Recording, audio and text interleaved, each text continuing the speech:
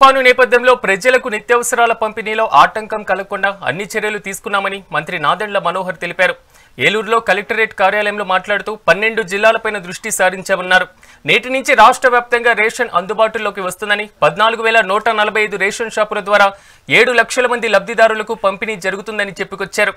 Relief చర్యల్లో భాగంగా లబ్ధిదారులను పౌర సరఫరాల శాఖ ఆదుకుంటుందని తెలిపారు. 12 జిల్లాల్లోని 626 ఆయిల్ అవుట్లెట్లలో 3 రోజుల పాటు పెట్రోల్, డీజిల్ కొరత లేకుండా చర్యలు తీసుకున్నామన్నారు.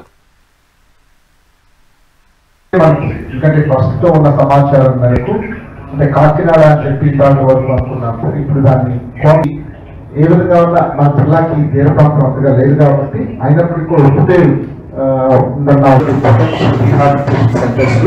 ఒకటి కలిదింట్లో ఆల్రెడీ 42 మందితో ఆఫ్లా కూడా అంటే పవర్ కానీ, శానిటేషన్ కానీ, డ్రింకింగ్ వాటర్ కానీ, ఎమర్జెన్సీ మెడికల్ కిట్స్ కానీ ఇవన్నీ కూడా అందుబాటులో చూసుకోవాలని చెప్పారు.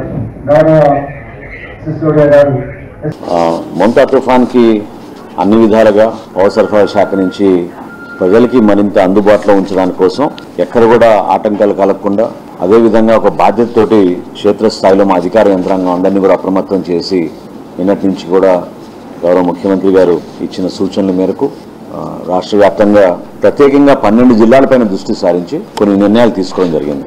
సో మీ అందరికీ తెలుసు, ప్రతి నెల 1వ తారీఖు నుంచి రాష్ట్రంలో ఉన్న కార్డుదారులందరికీ కూడా మేము పౌర సరఫరా శాఖ నుంచి రేషన్ అందిస్తూ ఉంటాం. దాన్ని సవరించి రేపు ఉదయం 9 నుంచే 12 జిల్లాల్లో కూడా అంటే శ్రీకాకుళం, విజయనగరం, విశాఖపట్నం, అనకాపల్లి, కాకినాడ, డాక్టర్ బిఆర్ అంబేద్కర్ కోనసీమ, వెస్ట్ గోదావరి, కృష్ణా, బాపట్ల, ప్రకాశం, నెల్లూరు, తిరుపతి ఈ జిల్లాలు 12 జిల్లాలకి గాను 14,145 ఫేర్ ప్రైస్ షాపులు రేపు ఉదయం నుంచే ప్రజలకు అందుబాటులో ఉంటాయి. సుమారు 7 లక్షల మంది లబ్ధిదారులు కార్డు హోల్డర్స్ దీని ద్వారా లబ్ధి పొందొచ్చు. మొంతా తుఫాన్కి అన్ని విధాలుగా